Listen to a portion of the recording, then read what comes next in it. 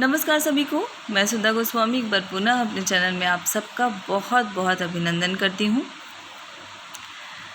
आइए ले चलते हैं आपको स्कूल रेडीनेस के तहत बाल वाटिका में जो हमें बच्चों का आकलन करना है, सतत आकलन प्रपत्र, उसका किस तरह से हमने उसकी पंजिका तैयार की है और किस तरह आप बना सकते हैं। आज का वीडियो उसी पे बेस्ड है।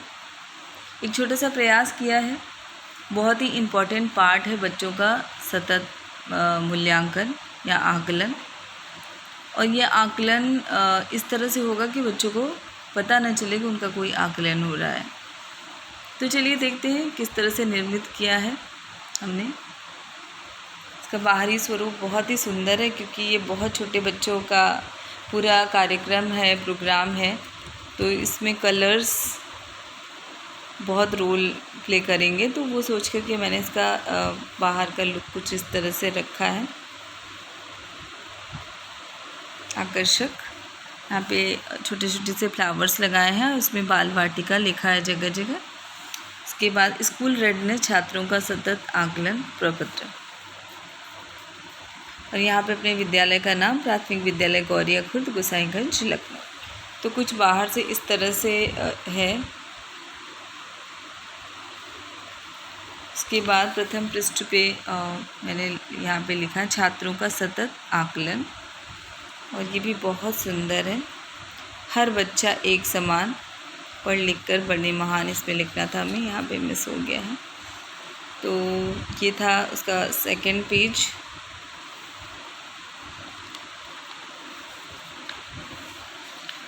इसके बाद हमने छात्रों का आकलन किस आधार पे करना है उसको बिंदुवार लिखा है, ताकि कोई भी कन्फ्यूज़न ना रहे बच्चों के आकलन के समय। तो सबसे पहले ये है आकलन। अब यह आकलन क्या है आइए जानते हैं। 3 माह के गतिविधि आधारित विद्यालय तैयारी कार्यक्रम प्रारंभ करने के साथ ही नोडल शिक्षक द्वारा छात्रों के संज्ञानात्मक स्वास्थ्य संबंधी बिंदुओं, भाषा, संख्या का आकलन किया जाना है। उक्त हेतु नोडल अध्यापक, अब नोडल अध्यापक को क्या क्या करना है आगे देखते हैं। पहला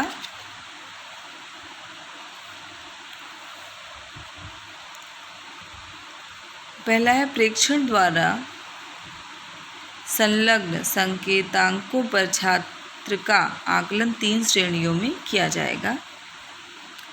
उक्त आकलन करते समय यह विशेष ध्यान रखा जाए कि छात्र उक्त से संज्ञानित ना हो, उनको पता ही न चले, एवं सामान्य गतिविधियों में वो सम्मिलित होते रहें। वो आकलन हमें इस तरह से बस खेल खेल में बच्चों के अनजाने में कर लेना है।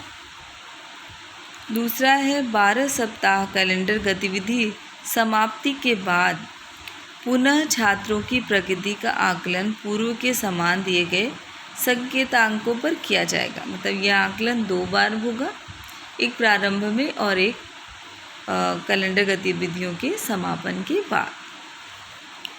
उसके बाद थर्ड पॉइंट की तरफ आते हैं। द्वितीय आकलन के पश्चात छात्र की प्रगति एवं संभावित सुझावों का अंकन अध्यापक द्वारा A4 साइज के कागज पर संकेतांकों के साथ किया जाएगा।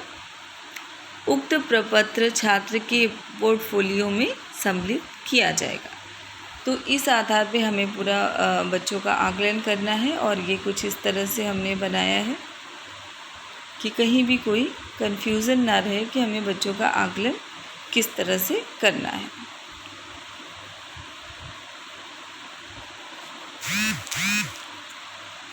अब हमने इसको थोड़ा सा अलग बनाने का प्रयास किया है।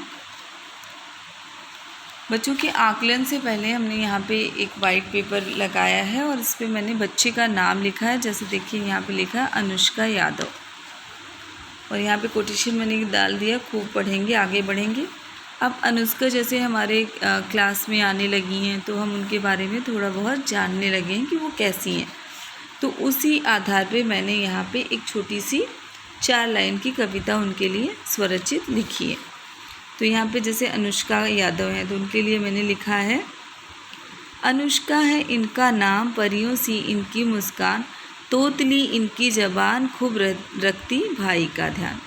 तो ये जो जो उनके अंदर खासियत थी वो मैंने पहले यहाँ पे 4 लाइन में एक पोएम के माध्यम से लिख दिया। तो ये बच्चे की शुरुआत हो गई।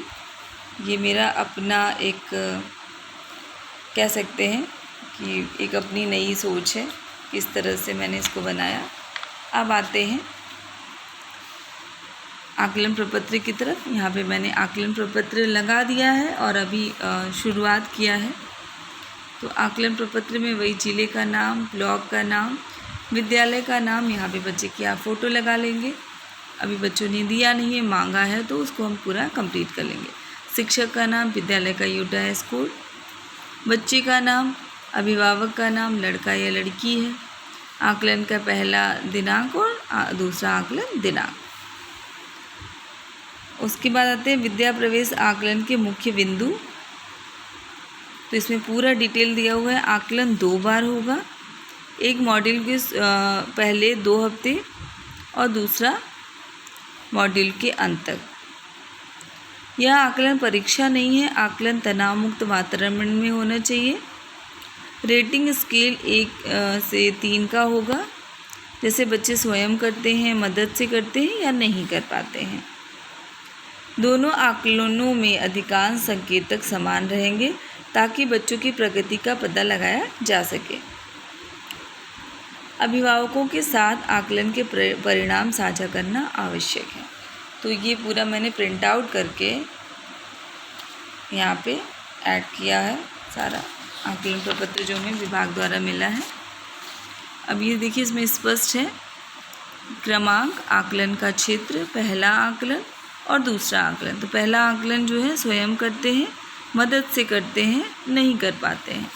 तो बच्चा जैसे अनुष्का है, तो अभी उनका इन सब जो संकेतक हैं इनके आधार पे उनका ये प्रथम आकलन इसी हफ्ते कर लिया जाएगा। इसी तरह से हमने सारे बच्चों का बना लिया है। अब कल सारे बच्चों का आकलन कर लेंगे और ये हमारा आकलन प्रपत्र प्रथम फेरा जो है वो पूरा हो जाएगा। जैसे देखिए यहाँ पे डिम्पल यादव लिखा है हमने, यहाँ डिम्पल यादव की विशेषता लिखी है जितना हम जान पाए हैं। सीधी भोली प्यारी डिम्पल, लगती सबको न्यारी डिम्पल, कम बोलती बस मुस्काती सबको मन को भाती डिम्पल। तो एक एक बच्चे का इस तरह से मैंने ऐड कर लिया है। अब इनका आकलन हम आकलन प्रपत्र के हिसाब से कर लेंगे। साक्षी यादव, एक एक बच्चे का हमने लिख लिया है।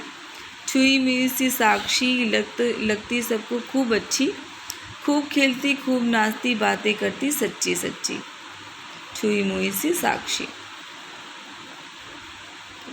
इस तरह से हमने बनाने का प्रयास किया है। आशा है आप लोगों को अच्छा लगेगा और मदद भी मिलेगी। एक बार पुनः हम शुरुआत से दिखा देते हैं। ये कुछ बाहरी स्वरूप इस तरह से है इसका। इसके बाद ये